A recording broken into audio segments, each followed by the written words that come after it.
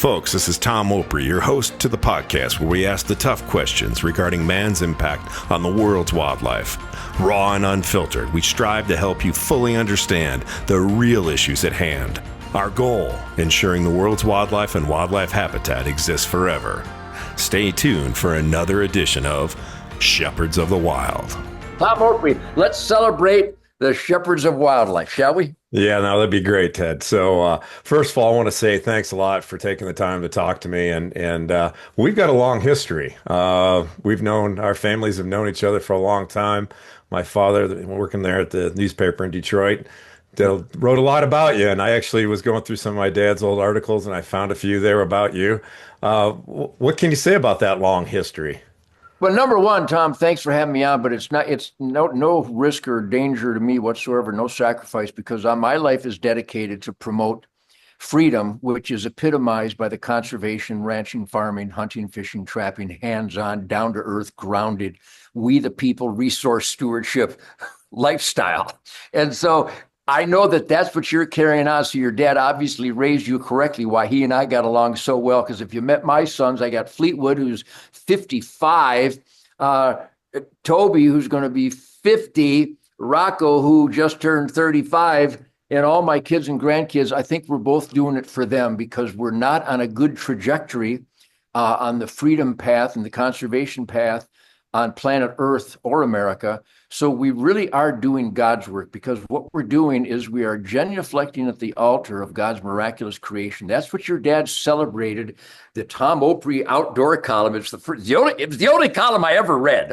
By the way, I've never read a book. I've written 3 New York Times bestsellers, but I read King, Dog of the North. I read Call of the Wild by Jack London, and I read a little bit of Mitch Albom's book. But my point is that I'm a hands-on guy, and that's what your dad's outdoor column celebrated. That's what you're doing, whether it's Shepherds of the Wild or just getting around the world to get the truth about God's natural organic renewability. I don't know if you saw Taylor Sheridan's Yellowstone when he quoted me word for word from my Joe Rogan interview, where I articulated the irrefutable truth that if you want to kill the most things, become a vegan. Then you'll have to follow the tractor with the disc and the plow and the Monsanto and the chemical warfare and the pesticides and herbicides, because with your salad, you killed everything. With my bow and arrow, I kill 1 deer per arrow when I'm lucky. But the point is, you're really doing God's work. That's what the Nugent family is dedicated to. And it's no coincidence. Our award-winning TV show for 36 years is called The Spirit of the Wild. And I'm happy to celebrate and promote Shepherds of the Wild, because that's really what we are. Yeah, I mean, we live in this society. I mean, growing up in Michigan and Detroit, we had a lot of people going out hunting. I mean, opening day of hunting season, there used to be 1 million people, right, there in Michigan. I've obviously moved on to Montana, which is a great state to live in when you're a sportsman. I have to say that, but it's always, I keep track of what goes on back in Michigan, and especially growing up with my father and just being so connected to that conservation ethos and making sure that we had plenty of opportunities to hunt and fish throughout the state of Michigan. And I've seen some pretty crazy things happen there, but we've got more and more people on the landscape. Less and less people understand what conservation is. And you've got folks out there that are making decisions about conservation, about wildlife, about hunting and fishing that don't even have any real knowledge in that. And that's probably one of the biggest things that we're trying to do is not only reach urban people who are disconnected when it comes to wildlife and wildlife habitat and conservation, but also those decision makers. And you're obviously, you're out there talking to people all the time. What do you think is the biggest issue we have today moving forward when it comes to making sure we leave the planet better than we found it? Well, you're touching a lot of important critical policy and concern buttons there. They're all legitimate, so ditto, ditto, ditto. But you're talking to a guy who is a hell raiser. I'm 77 years clean and sober. The very thrust of my quality of life comes from the outdoors.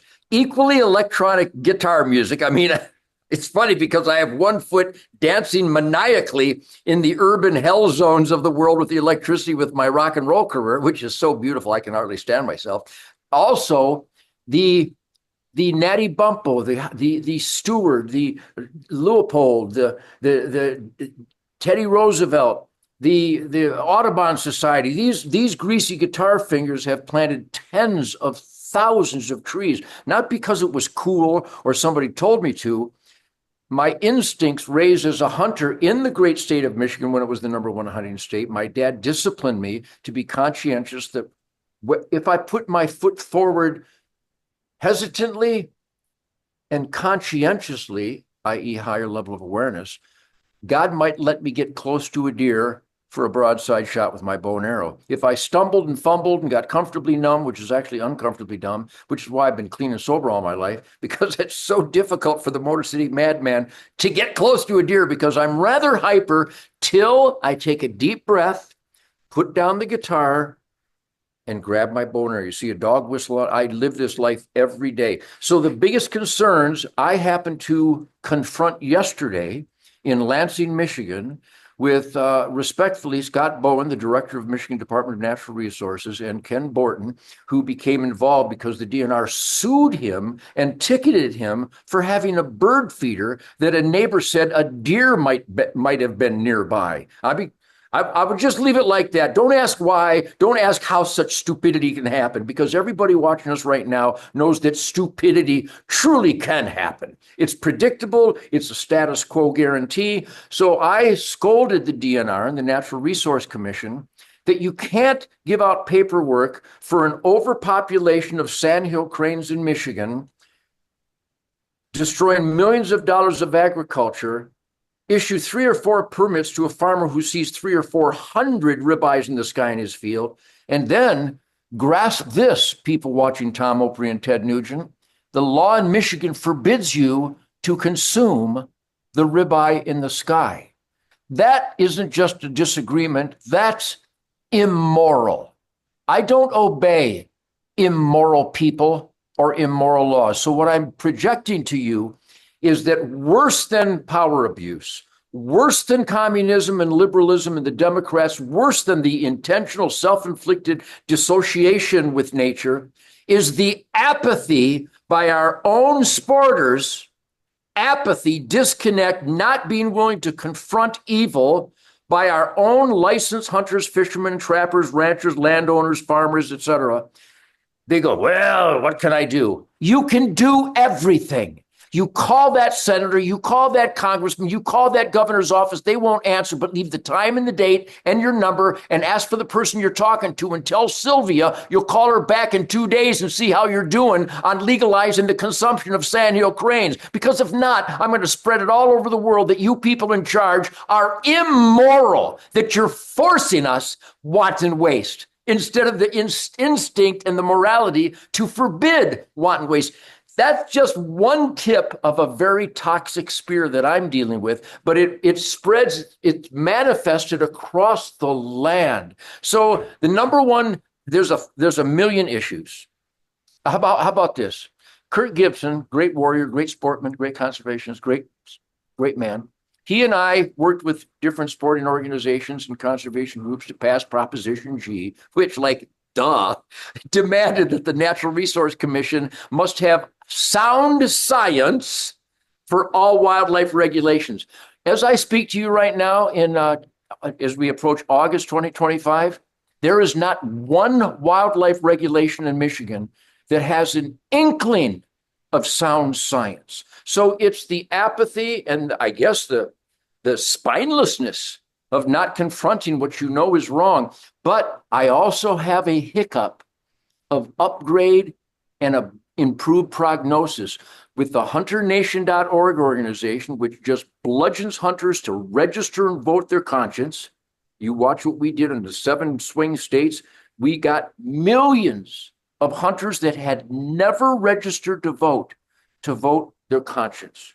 God, family, country, private property rights, wildlife management based on habitat carrying capacity, population dynamics, winter severity index, surplus harvest, highway slaughter, agriculture deprivation. And Tom, the most fascinating thing is that my name is Ted Nugent. I'm just a guitar player, and I know more than most heads of game departments, maybe all. I know the grizzly bear is being killed in record numbers in self-defense. That is irrefutable evidence that the season should have opened about 20 years ago to mitigate confrontations and in the liability column and put that magnificent creature back in the asset column. So you notice I'm going on a monologue here because I do media every day. And when I speak like this in a rock and roll interview or a talk show, literally I can hear the brows furrowing. I can hear the eyes squinting where people go, well, Ted, I've never thought about it like that because the propaganda ministry brainwashed you that if we just stop hunting, everything will live forever and balance will be like a Disney cartoon. Yeah. So I apologize for monologuing here, but that's what you're doing. And I do it in a big arena at the London Sunday Times and the New York Times on CBS and NBC and Fox and CNN and everywhere I go. And I have so much evidence from all the worn out lacrosse boots in my closet that I can tell them about real wildlife conditions because I live it. I'm on a fen. I own the largest fen east of the Mississippi, a transition between a wetlands and a swamp with the only transition I allow. And I know these creatures. I have 66 bird species on my property, from gullinules to golden eagles. I know why my Mitchell Satcher butterfly is thriving, endangered species, because my Christmas tree ferns haven't been gobbled up by deer that the DNR wouldn't have let me harvest unless I badgered them to give me more doe permits. So it's so simple. We've known all about carrying capacity. We've known about population dynamics. So the sportsmen of America, if you're not in touch with your game department demanding sound science, you're the problem. Yeah, no, that's great. And there's the late Valorous Geiss, who's one of the founding fathers of the North American conservation model, told me a long time ago that allowing for nature or God to figure it out, it's not going to happen. I mean, with all the humans that we have on this planet, the reality is we have our thumbprint over everything. And they're in Michigan. You've got to balance this. I mean, it takes conservation is a real thing. It doesn't happen by itself, and nature doesn't practice conservation, the wise use of a natural resource. And so like my goal is to kind of follow a little bit of my father's footsteps. But I looked at the situation where we have all these people living in cities, even in my state of Montana. Yeah. We're an urban city. I mean, we have more people living in cities and towns than on the countryside, and they make decisions. They vote for politicians. They go ahead and vote for. We have these things called ballot initiatives where you can actually literally have law come into effect if you get 50% plus one at the end of the day. And like you mentioned, a lot of sportsmen and women don't even register to vote, and then they turn around and complain about it. Like, hey, well, why did this happen or why did that happen? Well, guess what, folks? If you don't go out there and start, rattling the cage out there and starting to push your weight around and start talking to people. And that's one of the things that we're trying to do with these films. So as I've talked to you off camera before, the reality here is we've got this huge disconnect and we've got to figure out ways to talk to these people. And so what we're trying to do through the Shepherds of Wildlife is create these mainstream documentary films that literally get to the issues of what people are doing on the ground. Let's face it, we're not going to have wildlife. We're not going to have wild places if people don't see a value of having them. And the value, yeah, I understand sunsets, but at the end of the day, the people are actually using those resources. They're the ones that actually can manifest that little value, whether we're in Africa or Scotland or here in Montana or Michigan, and the value that wildlife resource brings, which is renewable, it allows a lot of people to be able to realize some of the most basic things in life that they want to have. I mean, you've been to Africa in the past, you see what happens there. That value of wildlife allows for people to be able to buy food or have access to healthcare or an education but even in Michigan, I tell people, it's like, you can go up to northern Michigan outside of Mayo somewhere and some little mom and pop store, that's selling beer and gas and little groceries there. Opening day, deer season, all the people go up north to go hunting. That economic stimulus they receive, that is the ability that allows them to stick around until Memorial Day weekend the next year when everybody goes up north, right? Because it's dead all winter long, except for a handful of snowmobilers and maybe a few ice fishermen. But it's that wildlife resource that provides for us, and when we see a value, we take care of it. Now you've had a chance to screen some of my films, and the latest film, the real Yellowstone's out. I mean, you're just talking about Taylor Sheridan. It's not necessarily why we created the reel. Yeah, it's a very provocative title, but at the end of the day, the film is about multi-generational ranching families and those that are living on the land being good stewards of the land and the wildlife and kind of what the future holds there. Ted, talk to me a little bit about your first impressions of the real Yellowstone. Well, what you're pursuing and accomplishing with great aplomb, with great effectiveness, you're believable because you're passionate, you're knowledgeable. You can always reference evidence to support all your conservation, wildlife, nature statements. The real Yellowstone, and as shepherds of the wild, you're accomplishing the missing link. God bless Pheasants Forever and Ducks Unlimited and Delta Waterfowl and Rocky Mountain Elk and Wild Turkey Federation, the Sheep Foundation, and Quail Unlimited. I participate and make donations to anything that has fur, feathers, or backstraps. And they're doing great work in the habitat world. But that's not enough. We have to have an upgraded, passionate, evidence-drenched, believable. And believable comes from sincerity and the referencing of evidence to support our killing of the surplus. Kill it and grill it. That's why Shemaine and I wrote that book. It's about relating to the public, universally known as public relations. And the real Yellowstone is world-class stuff. As the footage you've sent me under the heading of Shepherds of the Wild, real Yellowstone, it's like, Tom, hallelujah. There's a lot of use of the term, he's doing God's work, and many, many are. My wife, Shemaine, has a Real America's Voice podcast, Faith and Freedom.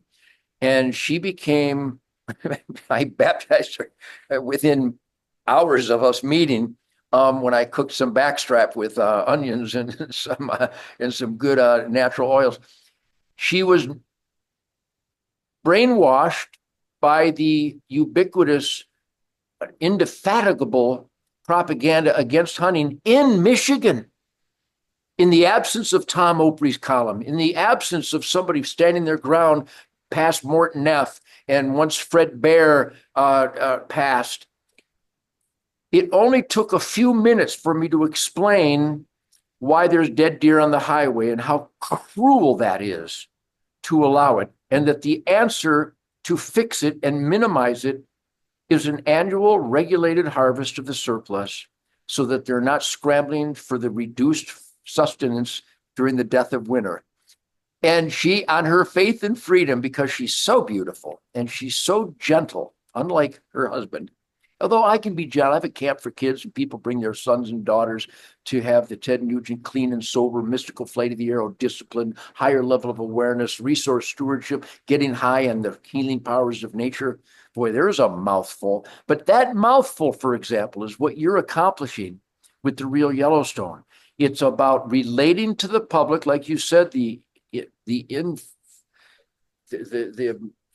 attack on wild America from urbanites that are sick and tired of the ugliness of the concrete jungle. But unfortunately, many of them bring that ugliness with them and try to change the healing powers of nature they sought back into the hell zone they escaped. It's indescribable, but I just described it pretty good. So it's a world-class film. It's a documentary that I want to do everything in my power. The reason I mentioned Shemaine's podcast, I have a Real America Voice Spirit Campfire. We have a Spirit of the Wild TV show on the Pursuit Network 8 times a week. It's a top-rated show for the last 36 years. We want to do everything we can to help you spread that word, because I don't take the time to put together the quality of filmmaking that you have. We just push the red button and I just go. I've never done a take two in my life. I've never set up a shot. I go, just film this. No, I'm doing this. Film this. Which is why our show is so successful, because it's so raw. And what is it about real Yellowstone? What is it about resource stewardship and conservation? It's as raw and primal in the pursuit of the ultimate complement available to mankind, down to earth, grounded. That means dirty hands. That means monitoring. And here's how I win people over, and I do all the time. Tom, I can't go anywhere, and I'm honored, without people. Uncle Ted, thanks for standing up for my rights. Hey, Uncle Ted, I got a bow. I want to celebrate the mystical flight of the arrow. young people, old people, when I explain the healing powers of nature, which they've never heard in school, when I explain habitat carrying capacity, spring growth, summer optimum conditions, fall harvest, winter death, they go, oh yeah, I see what you mean. I've never heard that before. Thanks a lot, education world. Here's the ultimate baptism for fixing intentionally disconnected urbanites. Where do you think your quality air, soil, and water could possibly come from other than intensely costly managed wildlife habitat, wetlands, dynamic biodiversity? And you know who pays for that and safeguards that? You're looking at them. The people who protest my hunting have never planted a tree. The people that protest my hunting has never made gazillion-dollar donations to wetland habitat restoration and safeguarded areas away from wind turbines and solar panels. Oh, that's ugly. Oh, that's a scourge that we can all voice up on. But relating to, here's one, outdoor life. When your dad was this respected, revered outdoor writer, and there's so many, I've been able to, I communicated with Elmer Keith and Bob Brister and Jim Carmichael and the best of the best. But there was actually an article in our Outdoor Life, which I read religiously, that said, don't wear camo in public. You don't want to ruffle feathers. And I went, well, wait a minute. I just always wear camo. I'm surprised I don't have it on today because I already got my camouflage shirt drenched in the humidity of Michigan. But I wore camo and an NRA hat, and I would always wave someone into a parking spot. You go ahead. Uncle Ted, big old lifted Bronco and cat with it, a hunting guy, NRA guy. Well, that was pretty nice. Open the door for a lady coming out of the grocery store. Help them with their groceries. Tip my hat, say hello, wave. Tom, I have goosebumps as I say this. I am a wild man. I am the Motor City man. I wrote Wang Dang Sweet Poontang, and I actually meant it. But if you get to the core of conduct, spirit, and true reputation, not the reputation based on the liars and haters because I am a hunter and an NRA board of director. I have educated people that know wear camo all the time and be polite, be friendly. And if somebody finds fault with that, they will be identified as the rude bad guy. We will be identified as someone who's buoyant and friendly and helpful. And when there's a hurricane, who shows up? Duck hunters. When there's a ice storm in Michigan and people's homes are being destroyed by fallen trees, who shows up? Guys in lifted pickup trucks with a DU sign on their back window. And so that public relations is available to us, but I think we've only hiccuped a small single-digit percentage of that. If everybody watching right now, not everybody can make a great documentary like you have. Not everybody can have a top TV show and have a big mouth on stage, 7,000 concert, my 7,000th concert next week. And I always promote hunting. I always promote clean and sober. I always shoot my bow and arrow on stage. People love that stuff. But everybody watching, number one, if you don't vote, you're the enemy. If you don't vote your core values, the bad guys laugh in your face.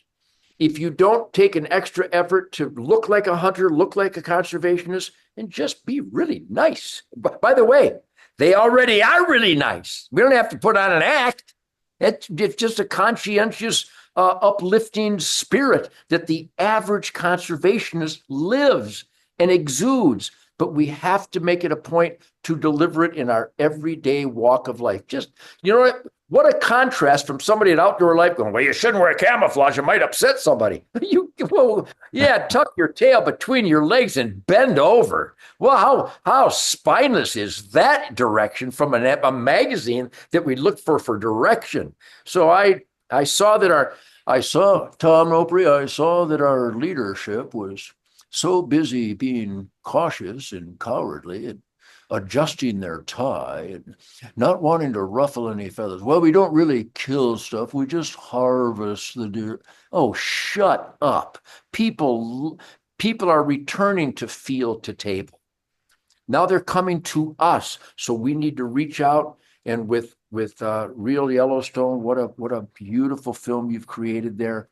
So I salute you. The Nugent family salutes you. I have a Sunrise Acres where I have a gang of anywhere from 12 to 25 hunters every weekend July, August, September, October, November, hundreds of hunters come out to hunt pigs and goats with me and some deer hunters, small game. And we share campfires. And I'm going to promote this real Yellowstone everywhere I go.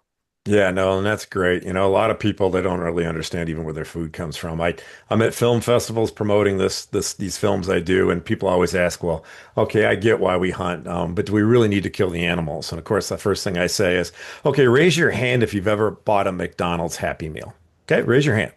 Everybody in the theater raises their hand, right? It doesn't matter what country you're in, they all raise their hand. And I said, let me explain something here. Let me clue you in. There's nothing happy about a Happy Meal. Do you Yep. understand? There's nothing happy about Happy Meal. I don't care if you bought the cheeseburger or the chicken nuggets. You paid someone to raise and slaughter an animal to feed your kid. And it's okay because Yes. without the deaths of over 60 billion land-based animals and 1.4 trillion water-based, now that's conservative and that's UN data, annually, every year, humanity ceases to exist. Yep. Right? I mean, we eat game animals, well, animals, period. We need that to And survive. domestic animals. That's why real Yellowstone is so important. You bring a confluence of the sustainability of wildlife, thanks to the proven, irrefutable science-based model of sustained yield, habitat carrying capacity that America created and now is celebrating.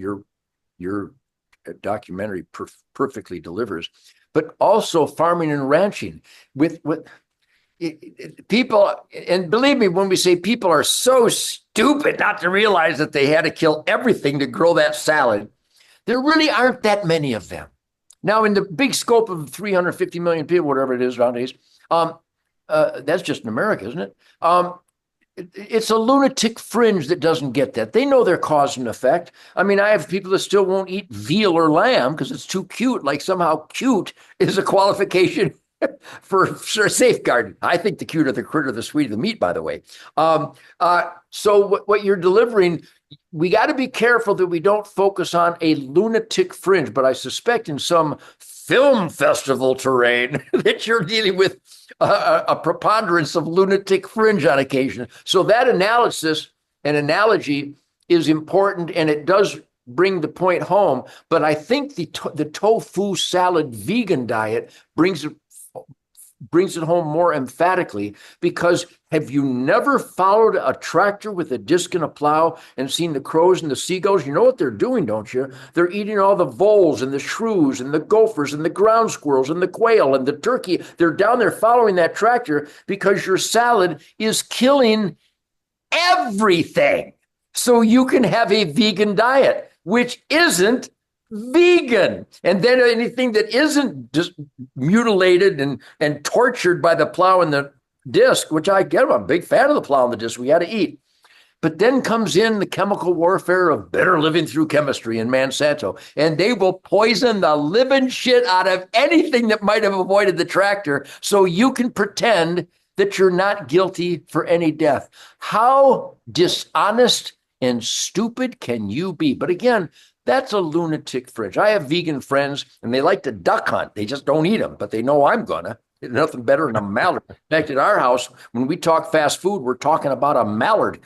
so you're doing God's work, but it's a beautiful format that you've delivered.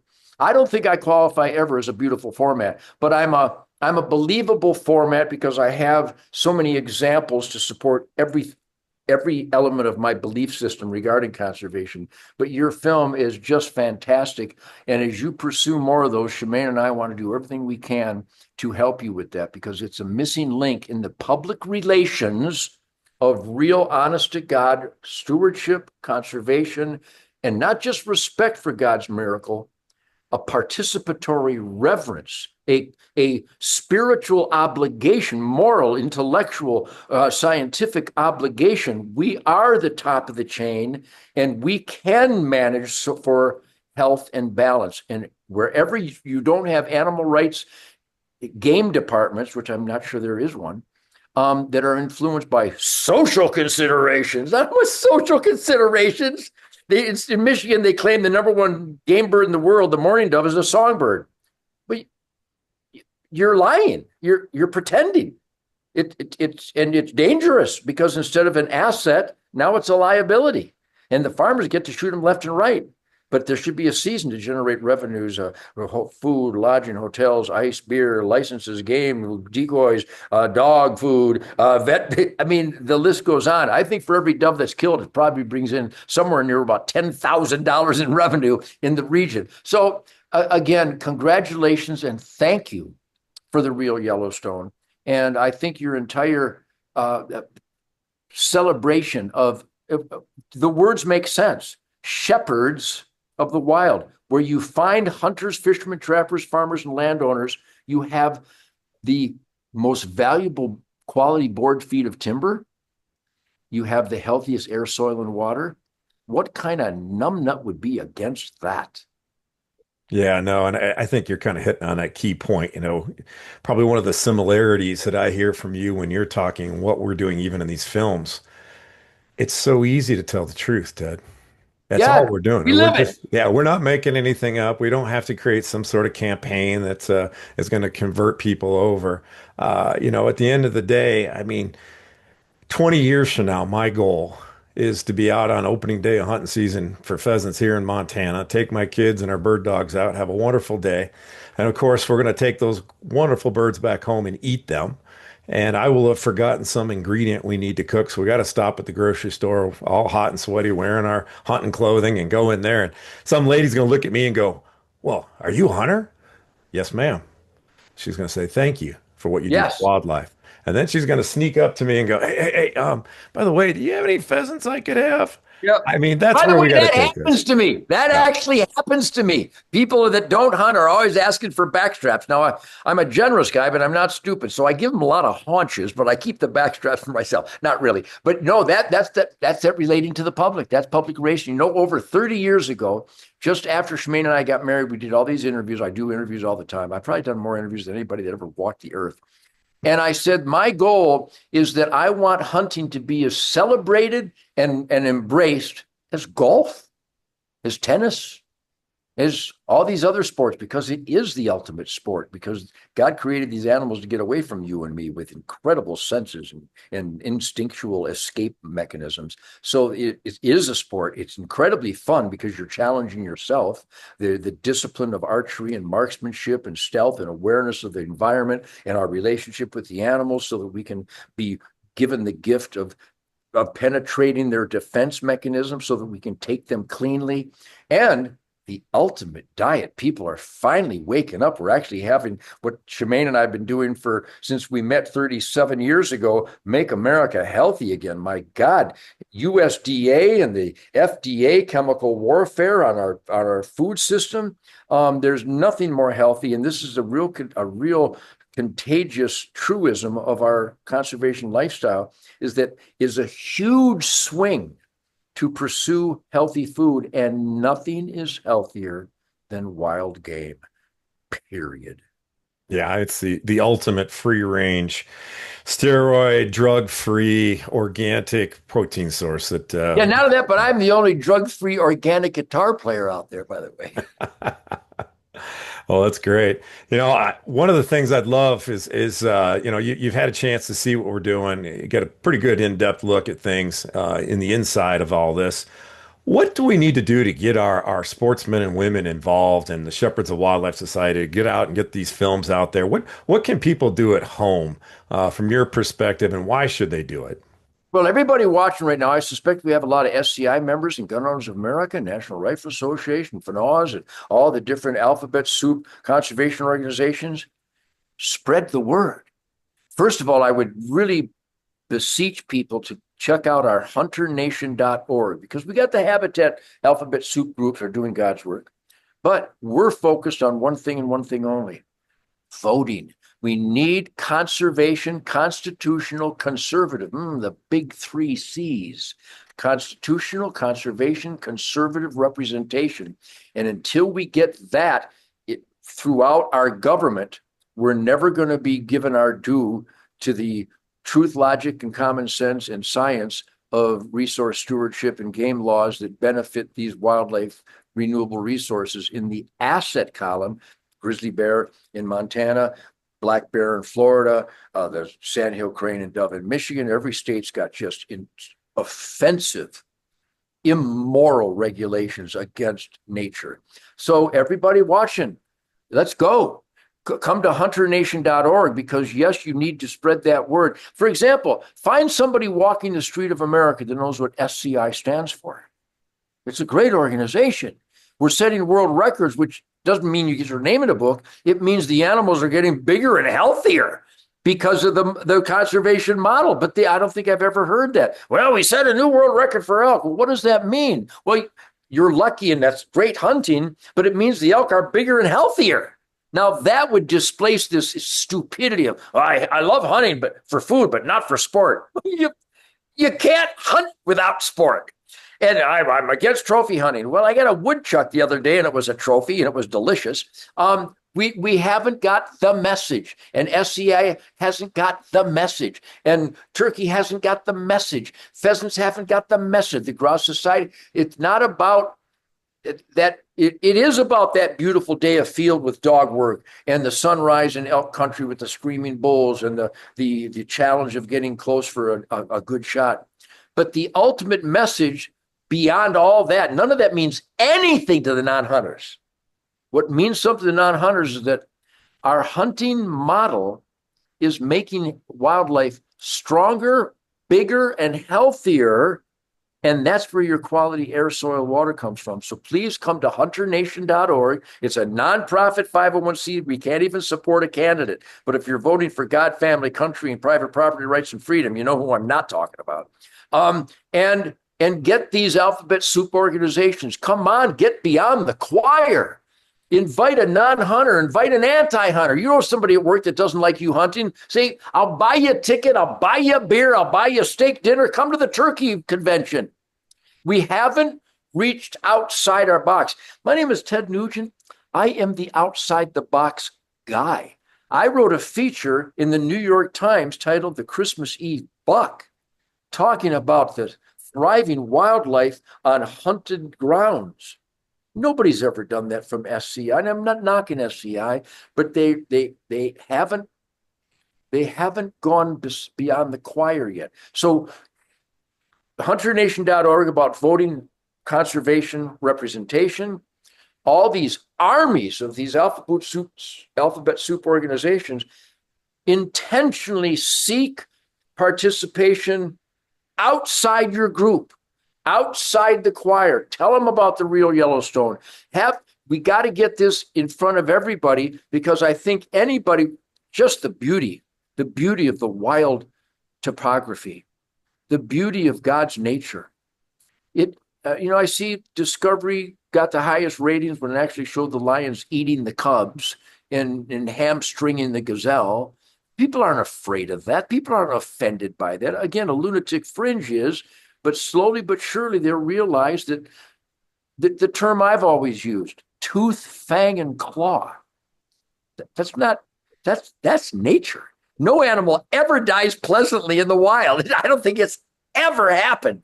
So a bullet and a well-placed arrow is the ultimate reverence for the ultimate diet, for the ultimate environmental upgrade. So we got an army, but it's really strangled by a status quo. I hate to use the word, but I'm going to, inbreeding. We are stuck with the choir. You don't have to convince a member of SCI about conservation, but I bet he knows 10 people that aren't members, and that of those 10, somebody doesn't like hunting. Fix them. Yeah. Fix them. Educate them. Your film is the ultimate tool for that. Yeah, and Ted, you kind of hit on a couple of really key things I think people need to understand, especially our hunters out there. We have these alphabet soup groups. They do an incredible laser focused job. I don't care what the species is. I call them target groups. But unfortunately, we've done this focus group research. We know that the broader public, the people that don't hunt, and remember, only 4% of us buy a hunting license in the United States on any given year. That's U.S. Fish and Wildlife Service. Now, Montana, we're at 17, 18%, but we're down 10 years ago. We were 25%. One out of every four people bought a hunting license in Montana. And of course, the numbers have really dropped back home in Michigan. But when you brought up politics, right? 4% of us. Well, let's just say it's 10% for argument's sake. That means every time we see something politicized, and we're seeing it every day, every political cycle, we're seeing politicians using the highly emotive issue of killing an animal, hunting, to gin up the vote, just like 2A or pro-choice, pro-life. And so when we're only, say, 10% of the population and we see these issues in these political cycles, you have to remember we're 40% plus one vote behind. And so if we don't turn this around, really what I try to say with these other organizations, they do a great job, but unfortunately what they look like to the broader public is a bunch of Elmer Fuds going out raising a bunch of rascally rabbits to go out and shoot and kill because they don't talk beyond the choir. And what they do promote out there, which now because of social media, anybody can post something on social media, whether it be a dead animal or shooting an animal or otherwise. And there is no checks and balances. There's no editor looking at this saying, well, maybe we should think about this. And unfortunately, what we've seen is that there's such a disconnect in that urban society that when you show a picture of this, the grip and grin, right? The proverbial picture, you're holding this dead animal up. It could be an iconic animal from Africa or an Argalia wild sheep from Asia, or even that white-tailed deer, a little two by two buck you killed outside Jackson County. At the end of the day, I know what you went through. But unfortunately, that disconnect's so huge that you have people that look at you like you're an ISIS terrorist in Syria who just cut the head off a human being on YouTube today, which, by the way, doesn't break their community standards. Yet, when we're out there hunting and eating wild game and being connected to the land, Ted, I've always said the education I had, the experience I had growing up in Michigan with my dad and being able to go out in the field. And we had a hunt lease in northern Michigan up in Osceola County. I know we got a chance when we were kids to spend some time with you in the field. It makes us better people, Yes. better human beings, that connectivity, that spiritual connectedness to us. And, the politics side of things, we have the Second Amendment, right? And that's an incredible thing, the First Amendment. Of course, it protects all the other amendments. But at the end of the day, our founding fathers didn't ever think that they needed to have an amendment to ensure that we'd always be able to hunt and fish. And that's one of the sad things that, because we've got this huge disconnect in people living in cities, that they don't realize that, as you mentioned, the work that hunters do, sportsmen and women do all over the world, the impact that's made not only allows for healthier ecosystems and, vibrant wildlife populations, but it's as simple as clean drinking water, right? What's Ducks Unlimited do? I had this conversation years ago with some of their leadership. I'm like, hey guys, how would you like to have 6 million members of Ducks Unlimited? And they said, well, we don't have that many duck and goose hunters. We only have about 700 or 800,000 in North America. I said, yeah, I don't care. I said, what you need to do is, at the time, the historic wildlife population, especially waterfowl up there, 90 cents of every dollar that DU's raised has gone to the ducks locally. So that's a great deal. It's not going in somebody's back pocket.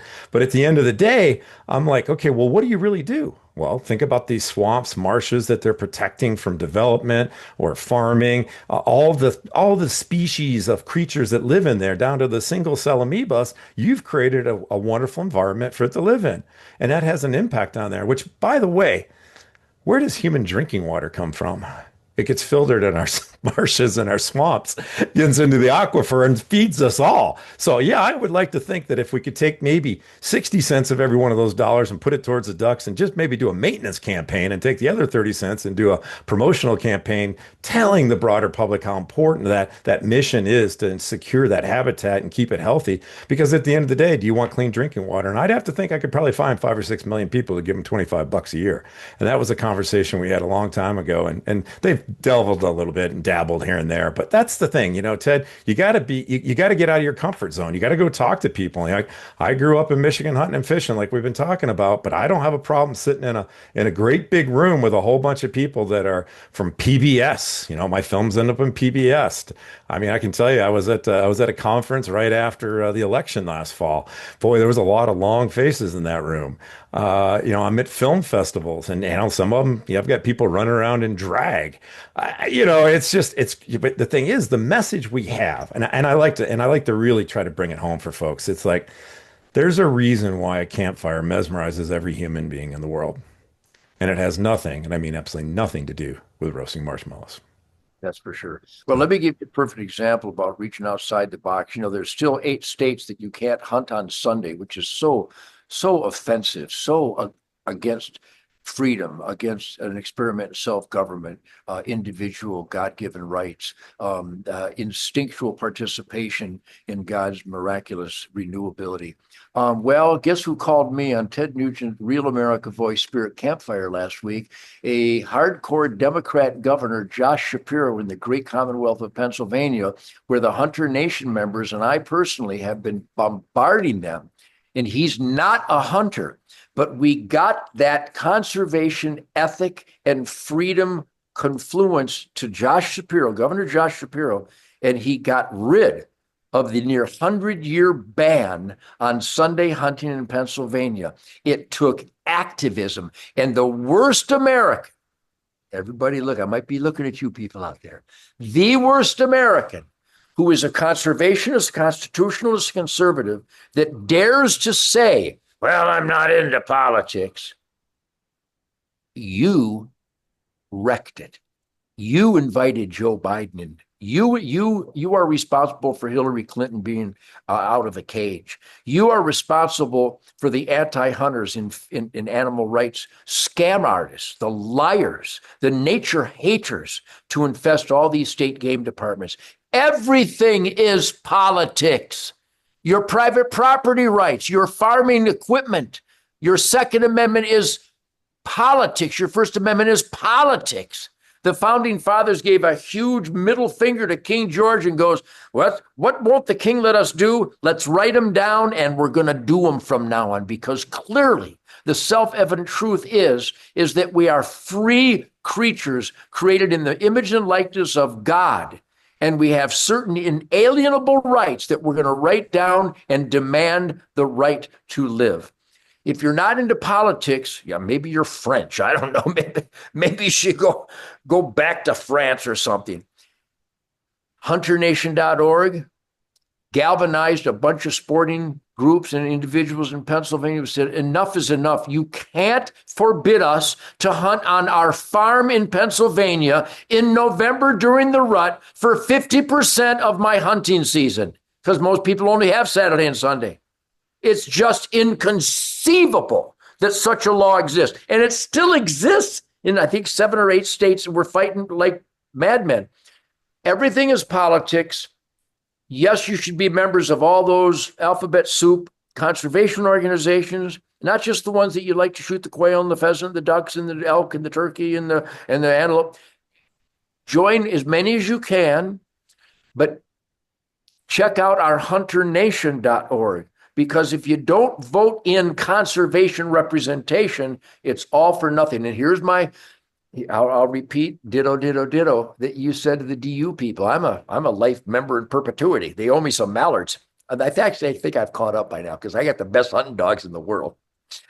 And I live for duck hunt. It's equal to deer hunting and playing rock and roll. DU, you're creating, more than any group of Americans, the best system of clean air, soil, and water. Everybody in the world should know what DU stands for. Yes, Tom's right. You should earmark a percentage of your revenues, which are huge, for a public relations firm, saying when you take a deep breath and you don't cough, thank Ducks Unlimited. When you turn on the tap and you can drink that water, thank Ducks Unlimited. And Delta Waterfall too. They should do this. Turkey should do this. Elk should do this. FNAWS, everybody should do this. A PR campaign. They should somehow get one of their representatives. And I've seen some of these leaders of these alphabet soup conservation organizations, again, which I salute and congratulate and thank. But they would do great on Jesse Waters.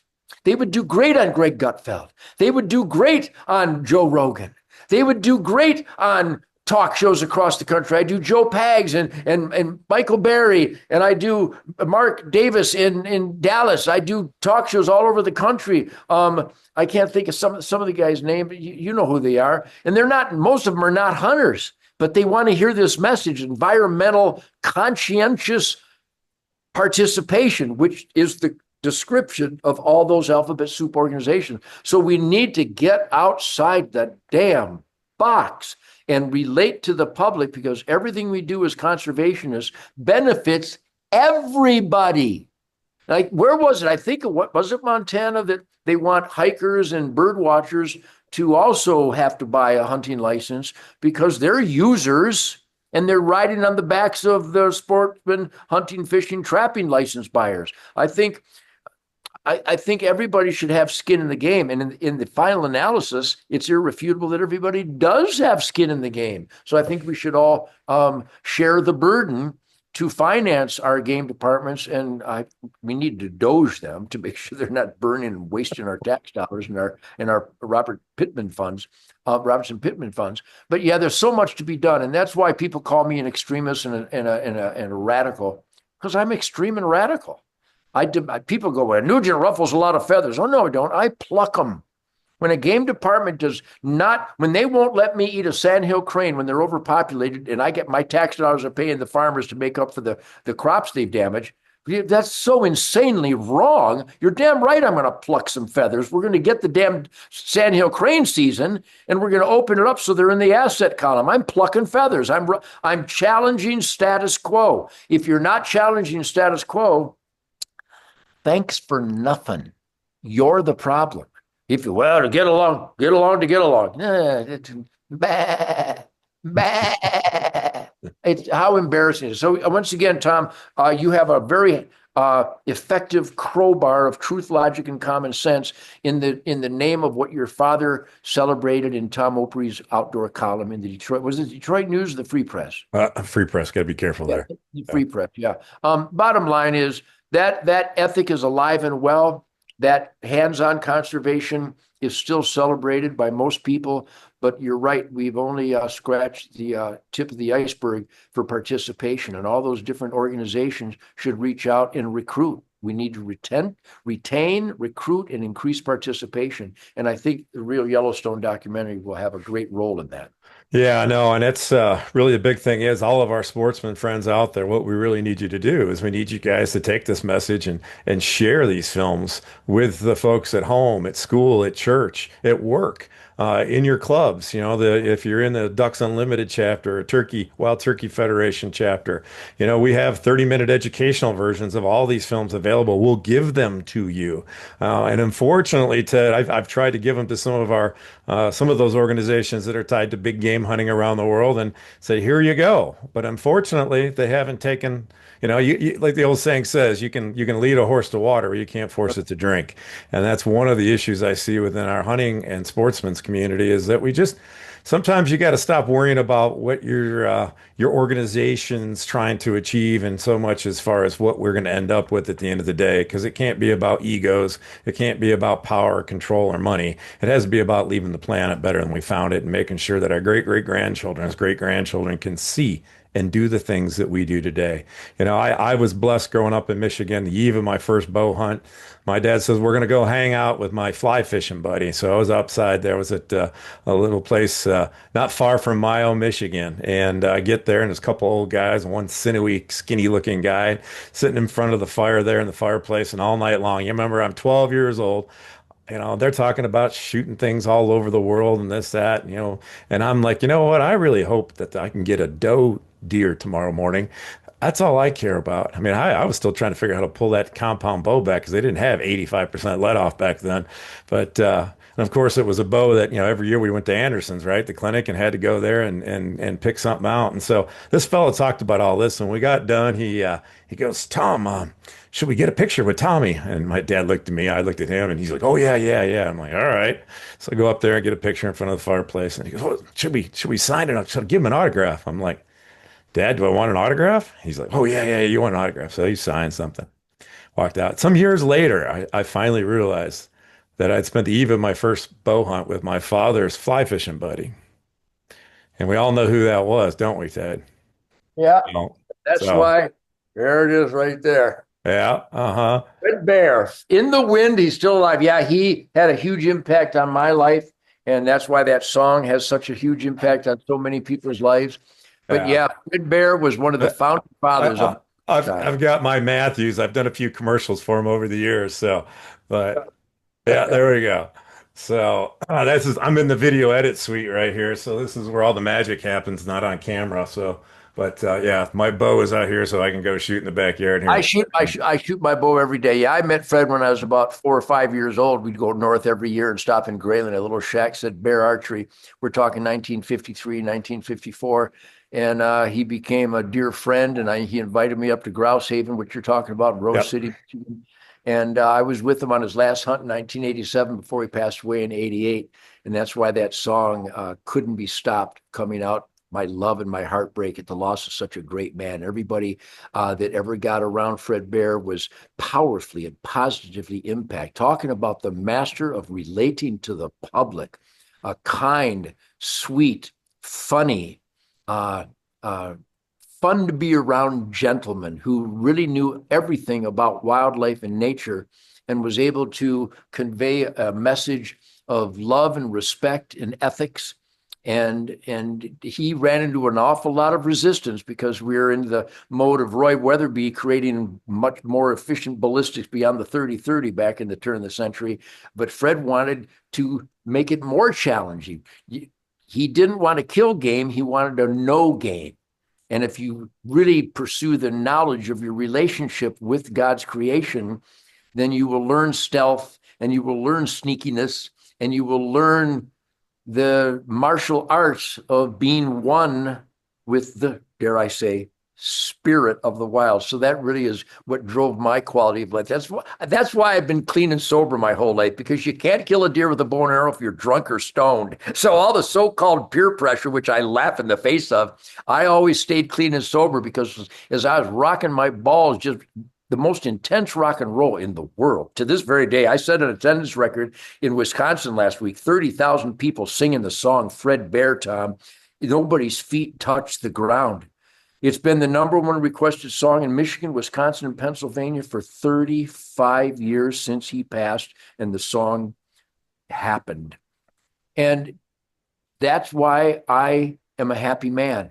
A combination of my entrepreneurial musical adventure, work ethic, God, family, country, law and order, and the mesmerizing mystical flight of the arrow as it forces you to a higher level of awareness, to be reverentially connected to God's miracle.